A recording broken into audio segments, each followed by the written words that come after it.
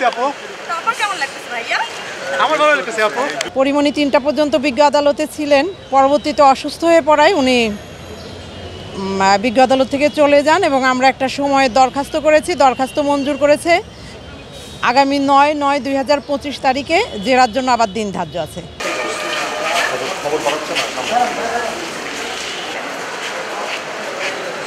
আরে এই লাইভ চোখে ধরলে আমি কিভাবে লাইটটা সরান, এই লাইটটা একটু আমরা আসতেছি। কি বলে? আপু আপু আপু ভাই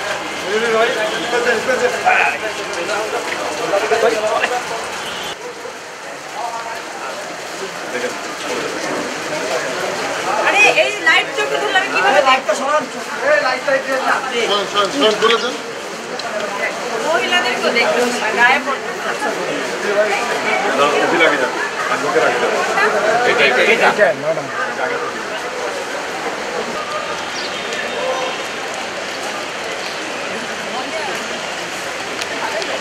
তারপর কেমন লাগতেছে ভাইয়া? আমার ভালো লাগছে আপু। আমাদের তো সমস্যা হচ্ছে, ডিভাইস বিদ্যুৎ যাচ্ছে।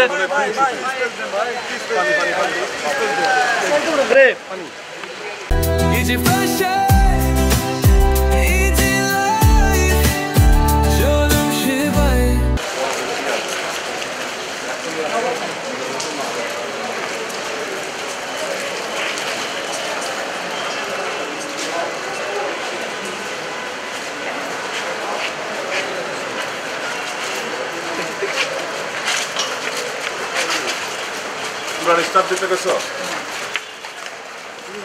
দেখি ব্রাদার আমি গাড়ি যা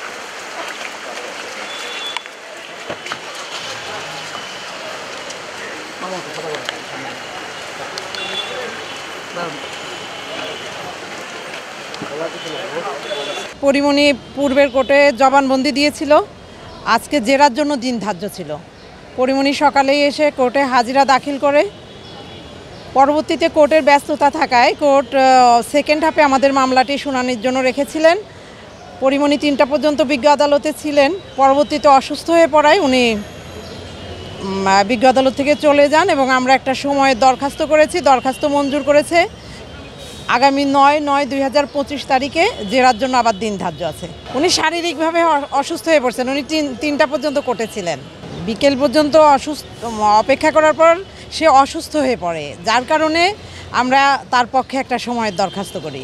তাকেই তো জেরা করবে কোর্ট, এজন্য আমরা দরখাস্ত করি।